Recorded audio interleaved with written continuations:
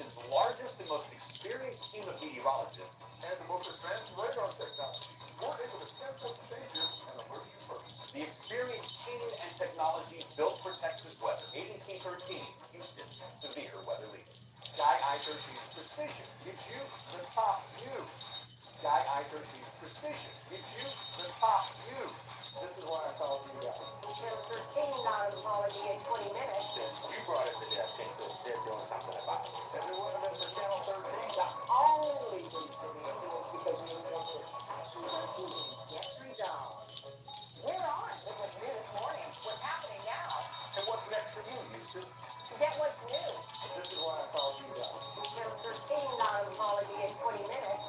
You brought it to death, they're doing something about it. If it wouldn't have been for Channel 13, the only reason we do it is because we didn't go through. Action 13 gets resolved. Farley is an AI partner that helps you write within. What's happening now? And what's next for you, Houston? Get what's new.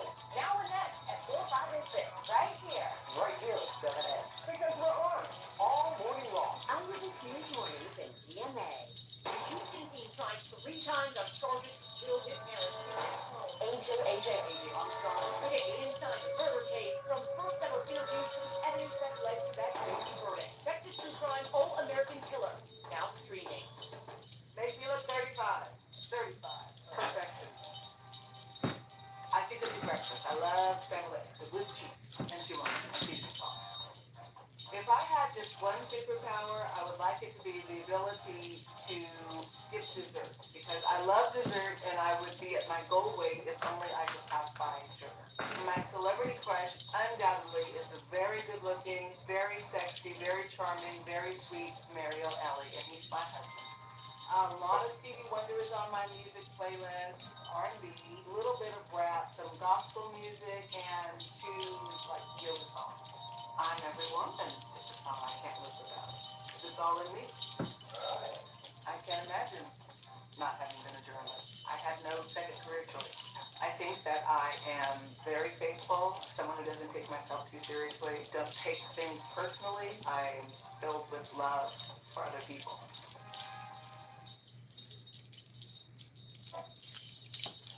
No arrest after a triple shooting at a Halloween party, and the rainbow crosswalks in Montrose have been removed. These are the up-to-the-minute facts on the day's big stories. Police are still looking for the person who shot 3 people at a Halloween party in Northeast Harris County Friday night. New video shows the chaotic moments when shots rang out. Investigators say they believe nearly 100 people were at the party when someone began shooting into the crowd of people on the net near East Mount Houston. Shooting went on for probably 10 minutes. And it was terrifying. Neighbors tell us the home that hosted the party advertised it on social media. The woman charged with killing her stepmother at their home in Spring appeared in court today. Deputies say Dakayla Daly killed Kathy Brown because Brown wouldn't give her money. Houston police made 4 arrests after a handful of protesters showed up while city crews painted over the rainbow crosswalks on Taft and Westheimer in Montrose. The removal came after Governor Greg Abbott ordered cities to eliminate, quote, political statements or ideologies from roadways, saying they pose a danger to drivers and pedestrians. And right now, early voting is underway in Texas, and you can vote in person until Halloween, Election Day, Tuesday, November 4th. Metro also offered free rides to polls during early voting. Now, the races you'll see on the ballot depend on where you live, but every Texan will get the chance to weigh in on 17 constitutional amendments, including bail reform. If approved, the measure would rewrite the state's constitution, requiring judges deny bail for a wide range of violent crimes, including murder, aggravated assault and aggravated sexual assault, human trafficking, and indecency with a child. Prosecutors would have to prove the suspect is a flight or public safety risk.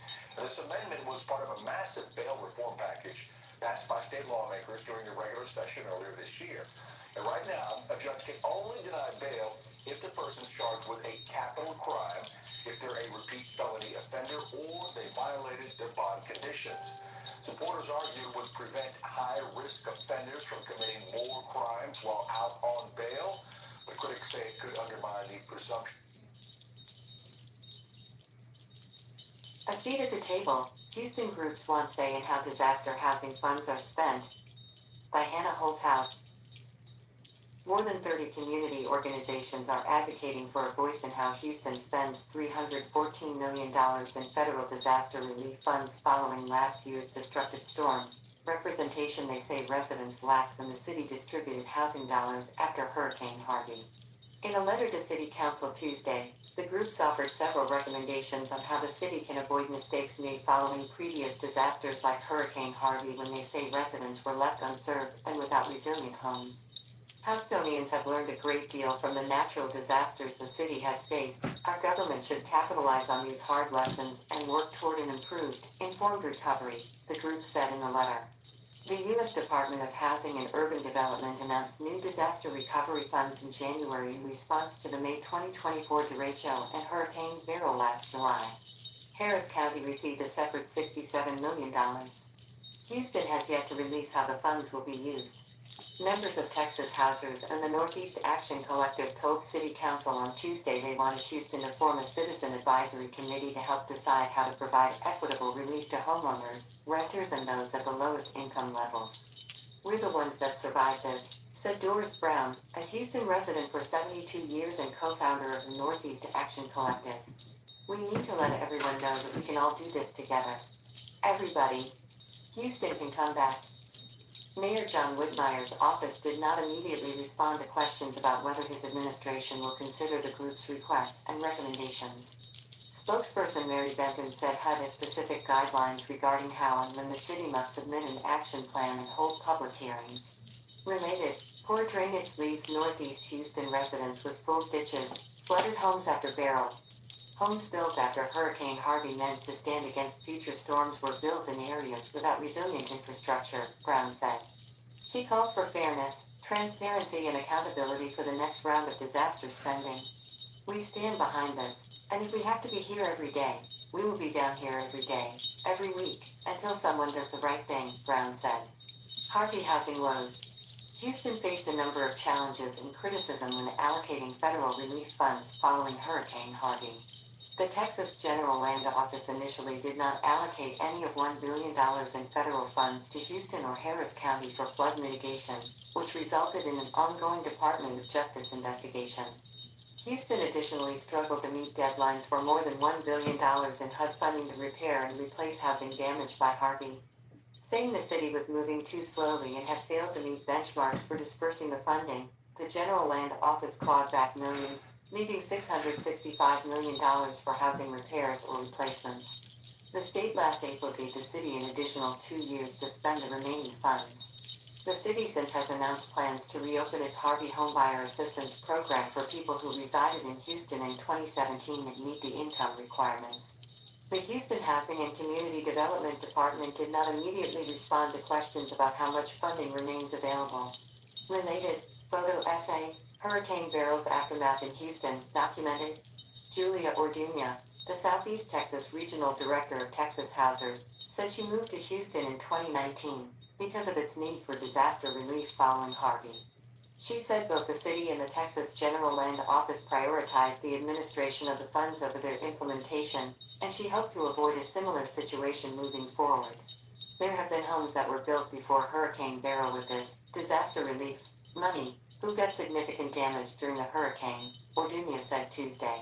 So, to say that we are building resilient homes in the city of Houston is not true entirely. Community inclusion. Orduña said she initially was told the city would release its action plan for spending the latest disaster funds and host a community meeting on Wednesday. The mayor's office did not confirm HUD's deadline to turn in the action plan or any upcoming community meetings. The community groups, which included super neighborhoods, housing and environmental advocates, said they want to be included in the creation and oversight of the plan to ensure the residents most affected by the storms are prioritized. In my experience in working with applicants and program administrators, both parties are often burnt out by a system without transparency and proper communication, Orduña said. These systems need a human connection, one that operates in understanding and empathy. This makes hiring survivors as case managers key to applicants' care. Recommendations included in the letter fall predominantly in 3 categories for homeowners, renters, and infrastructure. Among them, Homeowners should have choices in how they move forward, whether by buyouts or rebuilding. Homeowners should be able to choose their own contractors from a city-approved list. Those contractors must use high-quality materials to ensure a resilient structure. The fund should help create affordable housing for residents of varying income levels. Relief funds should go to renters affected by the storms directly, instead of landlords or private developers. The group suggested allocating money for rent reimbursement programs, storage units, relocation assistance, and security deposits. The city must enforce better building standards for multifamily housing.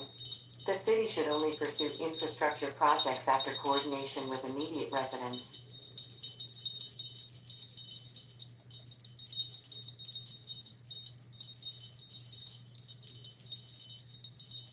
A double hit for Houstonians last year after back-to-back storms in the form of the May Derecho and then Hurricane Beryl. How can any of us forget, right? Now, a year later, the city is set to receive $314 million from the U.S. Department of Housing and Urban Development for recovery. None of that money was reserved for housing in the city's initial plan. ABC 13 Shannon Ryan reporting tonight is a decision that is drawing criticism from community activists. Heeding that community feedback, Houston Mayor John Whitmire is now verbally committed to putting about 15% of that money toward housing. But activists we spoke with say it's not enough. Each week, Laura Barajas drives to her family's longtime King Street home to check the mailbox. It's all that's left standing. To check them out. To check to see if there's any mail, any like FEMA letters and stuff like that. The help she and her family desperately need has yet to arrive. And time, she says, is running out. I have no idea. I don't know what we're gonna do. The family lost their home, which was already damaged from the May derecho in Hurricane Beryl. There was nothing for us to save. Barajas says her family could not afford homeowners insurance and spent most of the $40,000 they received from FEMA on demolishing the home. I didn't want to take it there. She says she's called the city and nonprofits asking for help to rebuild. They don't have no funds. Yet Tuesday, HUD Secretary Scott Turner visited Houston to celebrate as the federal government prepares to give the city $314 million to recover from the two 2024 storms. And it's this resilience. Mayor John Whitmire verbally pledged to put 50 of the more than $300 million toward housing after his administration received pushback for initially leaving it out of their draft spend plan entirely.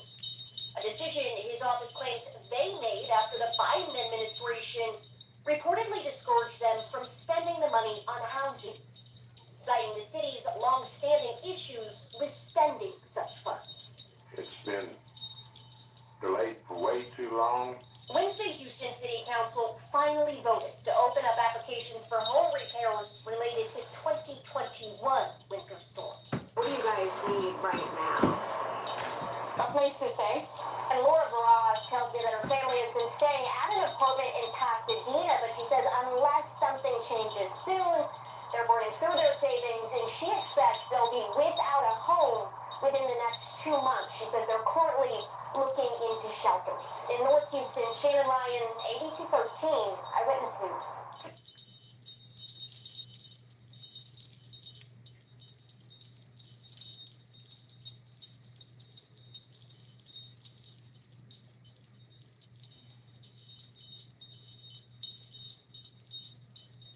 This is totally normal.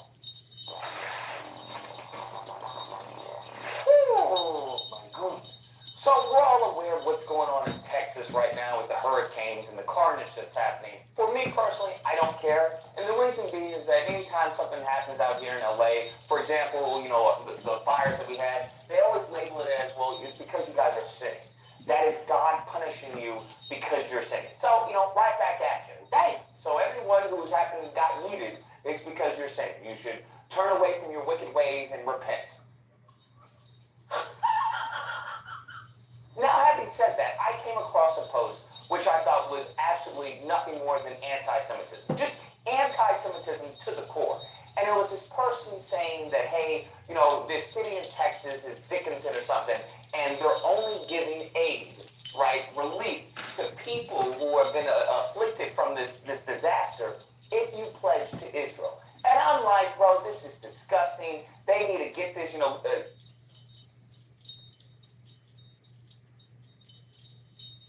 Okay, if there's one AI site builder you need to meet, this is Dope Tech from Wix. Now this whole flow is a conversation, so your words actually build your website. I'm going for a story. This, Elon needs to do something about this just absolutely wicked behavior of anti-Semitism. That is, until I looked it up. and God is my witness, it is true. Because apparently, I can't believe I'm saying this, but apparently in this city of Texas, that they signed, one of the officials, Abbott, signed a law. So in order for you to get, any type of relief, okay, from the hurricane, you have to sign this and pledge allegiance to Israel by not boycotting Israel. I kid you not. I couldn't believe this. Now, what's crazy, if it's not crazy already, but what they consider boycotting, essentially, anything that could potentially harm Israel, like its economic, finances or success.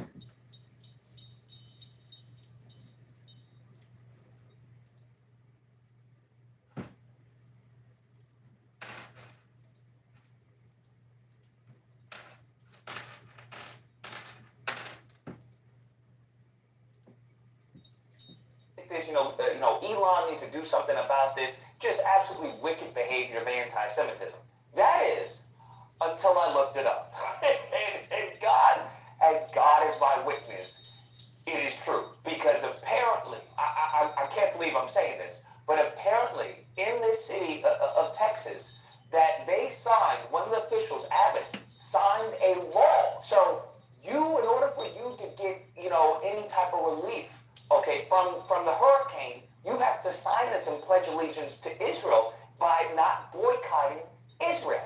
I kid you not. I couldn't believe this. Now, what's crazy, if it's not crazy already, but what they consider boycotting, essentially, anything that could potentially harm Israel, like its economic, finances or success, in Israel. I don't know what to tell you, but this goes back to what I've been saying when it comes to a conflict of Republicans and the bootlicking for Israel and our Constitution. Because it seems that Israel always happens to trump our Constitution. And this has nothing to do with hating Israel or hating Netanyahu. This just has to do with loving America. That's what it has to do with. So the same people who want to champion our Constitution, First Amendment, they'll be more than happy to talk about the First Amendment, and it's just words when someone's calling a black person an N-word, right? When someone's calling them a monkey. Oh, it's just words, Lucas. Are you just going to get really upset over words? Are you going to get violent over words? Low impulse control. But when it comes to Israel, we see that Trump signed an executive order during his first administration. He signed another executive order in this administration. You saw what they did to Harvard, calling it anti-Semitism.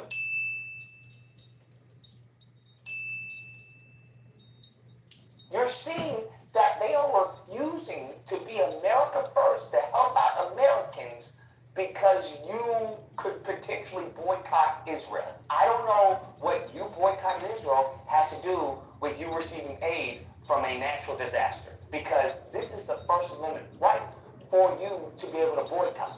You're telling me you can protest and do everything you want, but Israel. You can protest American companies, but if you protest Israel, we're not going to help you. We're going to let you die. That's what they're doing. So you're literally dying for Israel. Come on now, dog. in a broad sense of the term, as backwards as that is. I don't know what to tell you. This doesn't make any sense. What also doesn't make any sense is the fact that Israel has nothing in place like that for America. There is nothing in place that is showing this reciprocity in Israel. So can anyone make sense of this? Because this does not make sense to me. It's making no sense whatsoever. This is foolishness. It's not even anti-Semitism. This is now anti-American. That's what we're doing. We're actually killing American people for their First Amendment rights. And I don't mean this in any type of hateful way. I don't mean this in any type of anti-Semitic way. But this is problematic. This is problematic no matter who you are. We can see that we almost got into World War III. We may still, anything to my understanding. They're on a ceasefire, but there's been no treaty signed. One thing after another, and I'm just like, no, is anybody seeing this? Is anybody going to do anything about this? At what point in time do we prioritize Americans? But we can't even prioritize Americans because the goofy MAGA whatnot are now portraying that and framing that as socialism. They're now portraying and framing helping Americans as anti-American. Oh, that's communism, that's socialism, that's, well, Marxism and all this. But it's like, okay, if we can't help out our own, I guess we just give everyone else everything we have. I don't, what's the logic here? I don't understand. How is it not socialism for Israel? How, I don't understand. Oh, well, because they buy weapons. But we buy American product, right? We are the people who keep the GDP where it is. We are the people who keep the economy afloat, right? The American people. So can't we use that same logic on us? He's not lying, but he's right. Or do we have to buy weapons ourselves? Is that what we have to do? Maybe if they start selling weapons at Ralph's or Whole Foods, okay, or Food for Less or Costco, if we buy weapons, maybe the American government will actually help us with our rent. Maybe the American government will actually help us with our mortgage, okay? Maybe the American government will actually help us with our groceries or with health care or with, having a child, right? The medical expenses with that. Maybe that's what we need to do. So in fact, we're doing this all wrong, okay? That's what we're doing. We should be buying weapons so that we can get the attention of the U.S. government. Anyways, guys, that's the video. Let me know what you guys think. Whether or not you believe, Lucas, you just hate Israel and you're an anti-Semite, okay? That's what you are. Or if you have to believe, this has nothing, and I mean nothing, to do with anti-Semitism. This is cuckoo for Cocoa Puffs. Can you imagine? Not only do they not do that for us, but can you imagine this type of law written for any other ally country? Huh? Can you imagine that? It would, I don't know. I'm at a loss of words because I still can't wrap my head around this being reality. Wow, we are cooked. Okay, we are deep fried. Nevertheless, if you happen to disagree, you know where to find me Thursday through Saturday. There will be a disagreement day. Number on screen. You call it and got me tongue-tied because I'm just, wow, my mind is blown. There will be a number on screen. You can call in. We duke it out. Otherwise, I hope you guys enjoyed the video. If you did, please feel free to like, share, comment, and subscribe. And that fun stuff. So next time, guys, be amazing. Until I looked it up. Well, housing is the biggest monthly expense for most families. And here in Houston, rent and mortgage costs have risen faster than incomes, pushing thousands of people to seek assistance to keep a roof over their heads. But after months of digging, two investigators, Amy Davis, uncovered millions of dollars diverted by the Houston Housing Authority with not a single cent reaching the people it's meant to help.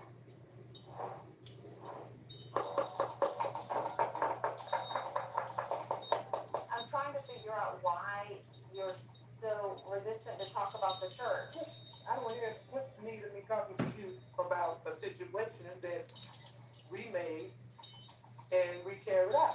This is Dr. Sheldon Jackson, senior pastor of Pleasant Grove Missionary Baptist Church. Most know it as the Dome Church, right under the freeway where 59 and I-10 intersect, east of downtown in 5th Ward. Well, you may have noticed the Dome Church is now gone. We wanted to know who bought it, who benefited, and why. I could tell you why I'm interested in talking to you about it. I'm really not interested why you're interested, okay? So this is over. Why did we purchase a piece of land when there was no real plan for it? That's a great question, and unfortunately I don't have an answer for the why and whether anybody benefited off it or not. Jamie Bryant is the new president of the Houston Housing Authority, hired after the former president resigned under investigation. Accused of orchestrating a shady contract scandal, two investigators revealed gave millions to unqualified contractors who never completed the work. We're done. But before that scandal, there was this. I've been working on a project just on the other side. I purchased this church campus with a small group of investors. That's the voice of Chris Senegal in one of his own marketing videos he shared on YouTube. He bills himself as Mr. Buy the Block, a developer who buys up properties in historically black neighborhoods that would otherwise be snapped up by private investors. When ties in the church's offering plate were no longer enough to pay the church's mortgage, Senegal purchased this property in December 2020 for $6.7 million. Even before the deal closed, he published renderings of a brand new apartment complex built around the church's old stone facade, and he announced he was partnering with the Houston Housing Authority. This is the other big project I'm working on. It's going to be a multi-family apartment complex, 300 units in partnership with the Housing Authority. A social media post revealed Senegal was tight with then HHA President David Northern and HHA Board Chairman Lorette Snowden, both before and after the deal. But now, 2 years later, no one's talking. We have knocked on doors, poured through public records, called and emailed every person involved in the sale of the property. Northern now leads the Housing Authority in Flint, Michigan. Snowden, who signed the deal, still lives in Houston. When we stopped by his home, we resorted to speaking into his Ring doorbell. You're in the story, so I'd like to give you an opportunity. I'd like to hear what you have to say. Public records showed this new apartment complex Senegal pitched just didn't work. Housing Authority staff only gave the property 54 points out of a possible 100 for low-income housing potential. No access to good schools, jobs, or grocery stores. But instead of just walking away, the Housing Authority purchased the property outright, paying Senegal $11.4 million, nearly $5 million more than Senegal paid just 2.5 years earlier. These closing documents reveal 3 companies, all owned by Chris Senegal, walked away with $3.3 million in profit. And after closing, HHA discovered $132,000 Senegal owed in back taxes he never paid. And that same month, the city declared October 5th Chris Senegal Empowerment Day. It's very disheartening. This single mom of 2 waited 4 years for housing assistance. She believes the millions spent here could have helped thousands of others. Maybe open up that wait list to help other families that have been waiting for years. Last December, as Northern was on his way out, HHA paid another $640,000 to demolish the church. Really, the tragedy in what you just described is that ultimately the losers here are going to be low-income people who need housing. Ben Martin works with Texas Housers in Austin, a nonprofit whose goal is to make sure low-income Texans have access to affordable housing. It's really important for the public trust that the Housing Authority is able to articulate where they're going with this property and what the plan is for it. HHA President Jamie Bryant tells me he's still figuring out what to do with this property and 10 others purchased by the last president. Properties not helping anyone with housing. I'm Amy Davis, KPRC 2 News. An $11 million Houston Housing Authority lot sits empty this morning with no help for families in need. Now, a new investigation reveals these housing deals are taking millions from the city and the county, making it difficult to provide services each year. KPRC 2's Amy Davis digs into what this means for your taxes and basic services. Garbage collection, police, and fire. These are basic services paid for in large part with property taxes. Both Houston and Harris County are trying to keep the lights on, and at the same time, we're learning every time the Housing Authority purchases property, it becomes tax exempt. That property creates no more tax revenue ever. Under the prior leadership of Houston Housing Authority, there was a lot of concern from stakeholders that the primary goal of serving low-income people in Houston was being sort of complicated or getting foggy towards serving other purposes, getting into other types of real estate development. That's Ben Martin of Texas Housers, a nonprofit focused on making sure low-income Texans have access to affordable housing. The real estate developments Martin is talking about are known as PFCs, short for Public Facility Corporations. This is where the Housing Authority creates a nonprofit so it can partner with private developers. In exchange for creating affordable housing, the developer's property could become tax exempt. But instead of creating new housing, HHA partnered with dozens of existing apartment complexes, completely taking those properties off the tax rolls. Rice University's Baker Institute is currently researching these deals, about 100 of them completed between 2020 and 2024. It says the preliminary numbers show the agreements are costing local taxing districts about $100 million a year. Now, new HHA President Jamie Bryant says he has stopped accepting these deals, except for a couple that were already pending when he came on board. Now, while those deals are already done, he said the apartment complexes can lose their tax exemption status if they're not providing the number of affordable units that they're required to under their agreement. So in other words, if they break any part of this contract or deal, then they could sort of claw back that money. Otherwise, I mean, it's a lot of money that is just not coming into cities and counties every year. I mean, we've heard about this in other places over the years where you get a tax break for a certain amount of time to spur development or for low-income housing, but generally it's not forever. Yeah. Interesting. So it is. Appreciate that. It's a lot of money. All right, Amy, thanks. I received an anonymous tip from someone asking, why is it that the Housing Authority would want to purchase this large piece of land? It wasn't until a few months later we started making open records requests and found the answer to that question was really tough to get. Even people inside the Housing Authority who were speaking with us said, we've tried to ask. This is so out of the normal way we do real estate transactions. And if this real estate deal was such a good deal, why doesn't anybody want to talk about it? It just raised a lot of red flags. People in our community deserve answers. People who need housing deserve answers. And now to learn that a lot of these deals are making it difficult for the city and county to provide basic services because of the taxes that they are pulling out of our communities. We know this is a big issue, and it is our job to get to the bottom of what's really going on.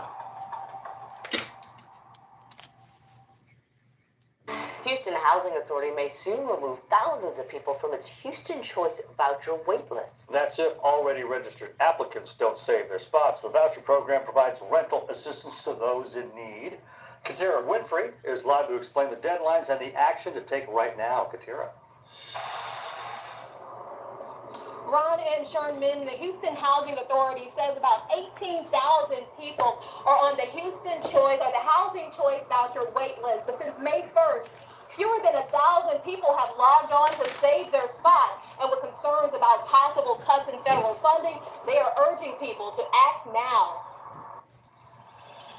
Houston Choice Vouchers, formerly known as Section 8, has a waiting list nearly 10 years old, and there could be thousands still listed who no longer need or want housing vouchers.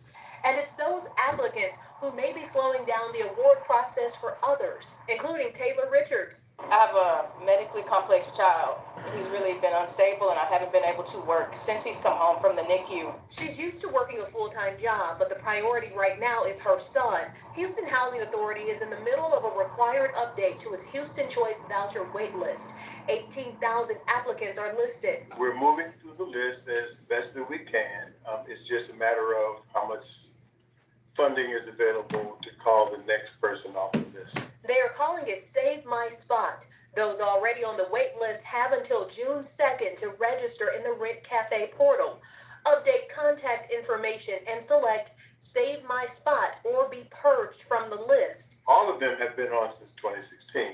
It's just a matter of determining who still wants to remain on the list. Others have until May 16th to apply for the project-based voucher. It's tied to specific housing communities and typically have shorter waiting times. Richards is looking into that. And with federal funding on the chopping block in a variety of areas, concern is high. That spikes my anxiety so much in a really widespread spectrum because my child, he has Medicaid. Housing representatives say don't wait. The sooner people get served that need the subsidy, the better. And the Housing Authority says it may be challenging for some to navigate all of this, but they are providing help right here on site to help walk people through the entire process. And again, the deadline to save your spot is June 2nd. Reporting live in Houston, Katira Winfrey, KHOU 11 News. Okay, if there's one AI site builder you need to meet, this is Dope Tech from Wix. Now this whole flow is a conversation. So your words actually build your website. I'm going for a store. And after a free-flowing conversation, I get this detailed site brief. And just like that, my first draft is ready. Now that's dope. Next, you can really get in there and style it your way. Here's the fun part. You can regenerate this whole thing over and over. Or you can tweak something specific, like your layout.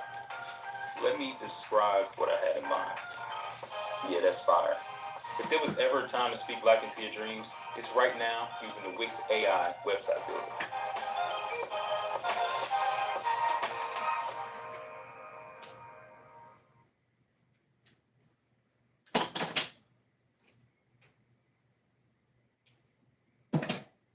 I dare you to let me build you a completely free e-commerce store preloaded with 20 handpicked products that are trending all over the world, basically validated by AI from a trending Houston Mayor Don Whitmire and other city leaders unveiled a new Emancipation Avenue Center aimed at helping people experiencing homelessness.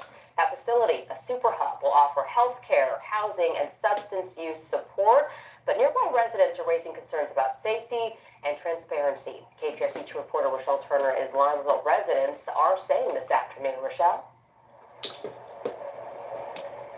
Lisa, about a handful of residents actually showed up to the tour this morning, and they told us that this tour should have been open to the public. That's where we met Maddie Egan. She lives in the second ward, just a few blocks away from where we're standing. It's actually a 10-minute walk to this exact spot. Now, she told us that she supports this building, but she has plans and says that the city has not been transparent about those plans. It's also important to note that the city still has to vote on the approval of this $16 million facility. Now, Maddie had the opportunity to ask Larry Satterwhite some questions today outside of the tour, and he is the Director of Homeland Security and Public Safety. Here's how that exchange went. We at least get the civility ordinance in place within a 1-mile radius of this area. I think it might help the community. So the civility zone is a civility zone, like the Edo civility zone and the downtown Central Business District civility zone, both of them. However far that reaches right now is 24/7. Egan showed up to the Houston Homeless Living Center on Emancipation Avenue, hoping to be a part of the mayor's tour. The city says the new site will serve as a triage and transitional center connecting people to health care, treatment, and housing. My concern is that there's $16 million being spent on this very quickly, and it's appraised at $6 million. There is no security implementation that's been given to us other than trust us. She wants answers about safety and how the city plans to protect her neighborhood. How are they going to keep us secure, keep it clean? They held this media event now. They haven't voted on it. During the tour, city leaders showed reporters where people would receive care and counseling. Satterwhite says the facility will include 225 beds, 24-hour security, and patrols to help keep the area safe.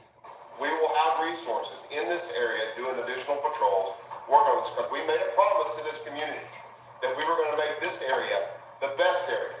So that's the plan. We will have additional resources out here. If we get additional funding, we will deploy that funding to security and outreach in this area. The idea is that everybody close to this facility gets the most benefit out of this facility.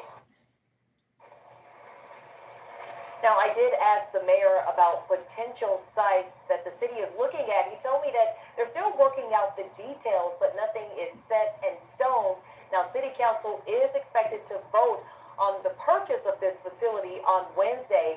Coming up at 5, Maddie actually invited us to her home in the second ward, and she showed us a school and a park that's right across the street from her home, where she says the homeless people already gather. Reporting live in Edo, I'm Rochelle Turner, KPRC2 News. We will see you then, Rochelle. Thank you. ABC 13 Sky Eye footage shows federal investigators swarm a Houston Housing Authority property Tuesday. The HHA tells ABC 13 they have been served a search warrant by the HUD Office of Inspector General for soil samples at the point at Bayou Bend, a 400-unit affordable housing property. Records show the sprawling multi-million-dollar development sits at the site of an old city incinerator and is laden with toxic ash. Imagine bringing your side project to life just by thinking about it. Meet Base 44, a complete AI creation platform. Describe what you want and watch it take shape. You can plan, customize, and expand in any direction. From tools built for one to platforms ready for many. From passion projects to enterprise-grade systems. Everything is built in and ready to launch. It's a new world of creation where you can go as far as your imagination takes you. Can you imagine it? Let's make your dream a reality right now.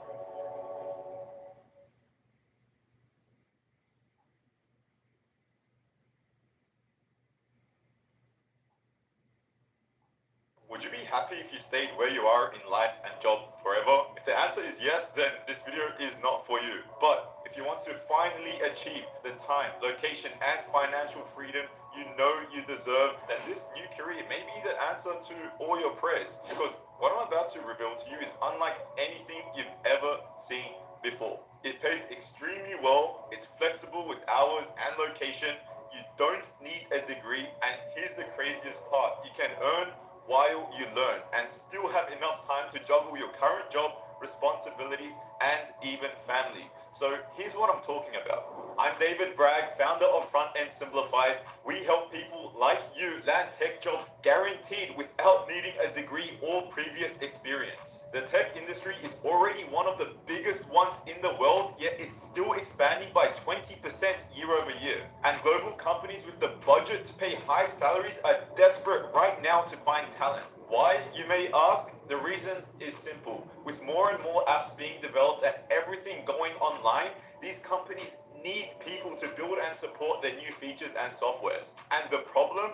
There's just not enough people out there to pull from. Probably because they think coding is too hard, they think it takes too long to learn, or maybe they don't even know this career exists. That's why this is such an amazing opportunity. Front-end development is the easiest part of coding to learn, yet the average salary is $113,571 per year, and that does not include bonuses. And because of this difference in supply and demand, it's also the easiest field in tech to break into. After all, you don't need previous experience or a college degree to get hired, and I know this because I went from making $17 an hour at a grocery store and being addicted to video games to landing a $160K front-end developer job at Canva without a degree. All because I took action on 3 simple secrets that a beast coder shared with me. Once I took action on his advice, I was able to finally land a 6-figure job in tech that not only gave me the financial freedom, but also location freedom, time freedom because I only had to code like 2 to 4 hours per day, and fulfillment because I was finally working a job that I actually felt proud of. And when you click or tap the link below, you'll discover the 3 steps, the same ones that caught the attention of Forbes and 100 other publications. So you too can break into the tech industry in a matter of months, the same way hundreds of our students have done it and changed their lives. Like Torrin, who went from making $56K a year in the military to landing a $120K job without a degree in under 5 months. Or Ryan, who started with 0 experience in coding yet was able to land an $80K job after 6 weeks and then a $175K job working at Amazon in 6 months. Or Dina, who landed a $90K job for the first job she applied to by breaking into the tech field using our system, and she's now making $150K per year. But listen, at some point universities will see this gap and they will start teaching front-end development. So this opportunity to easily get your foot into the tech industry will not exist forever. If you're someone who's feeling trapped in an unsatisfying job, someone who wants to leave commuting and financial constraints behind, click or tap the link below to discover how to break into the tech industry in a matter of months. It's not an exaggeration to say this could change your life forever, because it did for me and hundreds of our students. So don't wait. Take a few minutes to watch this video, and if you don't have the time right now, at least click the link below and bookmark it for later, for when you have a few minutes. Because who knows if you will ever see this video again.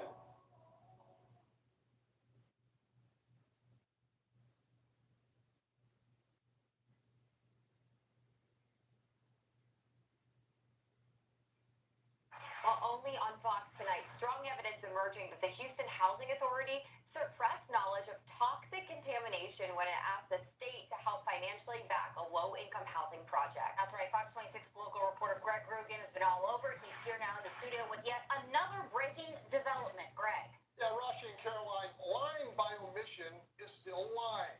When the state of Texas asked if there was a safety risk on or near the property to be developed, the Housing Authority could have come clean about the toxic contamination they knew was there.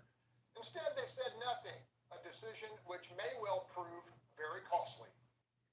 That place is right in the middle of like contamination central. Fox 26 was the first to report fresh revelations regarding the Houston Housing Authority's controversial 800 Middle Street low-income development.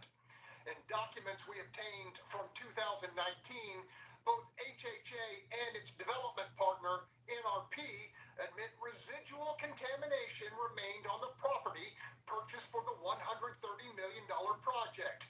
And the two entities further conceded that land directly adjacent to the multifamily complex was so toxic it was unfit for any type of development. Don't get any stickier than this. Turns out that 2 years later in 2021, when the Housing Authority applied for millions of dollars in state-backed bonds from the Texas Department of Housing and Community Development, neither HHA nor its development partner disclosed any of the concerns.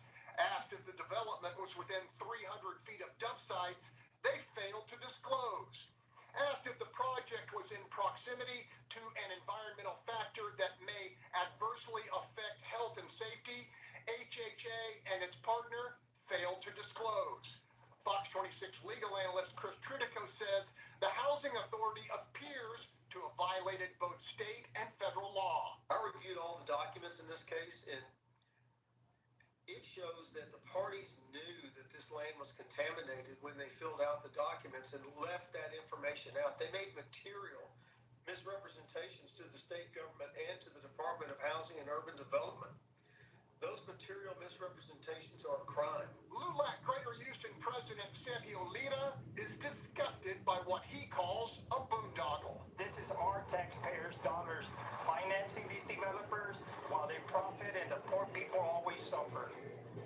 We've heard back from the Housing Authority, which says it's providing the state and the city with additional environmental reports to, in its words, confirm the site's acceptability for residential use. Our question: why didn't you provide that scientific proof before running through tens of millions of tax dollars? In the studio, Greg Grugan, Fox 26 News.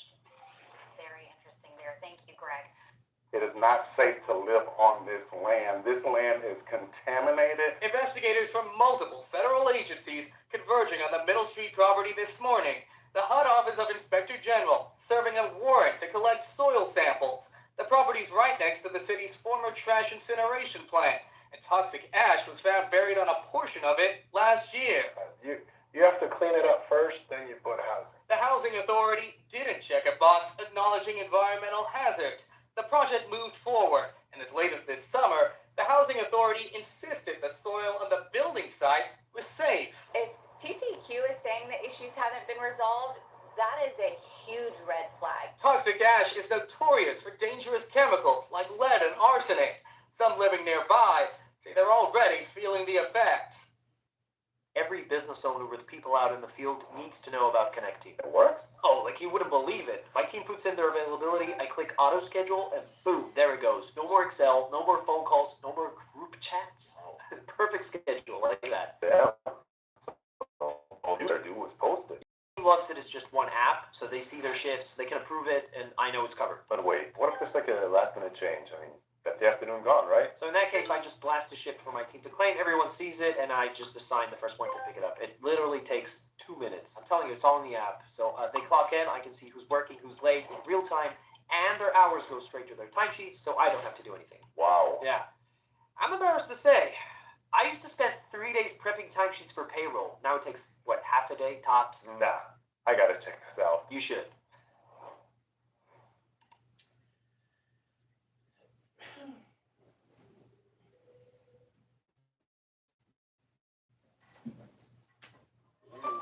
Got 99 things to do and SEO too?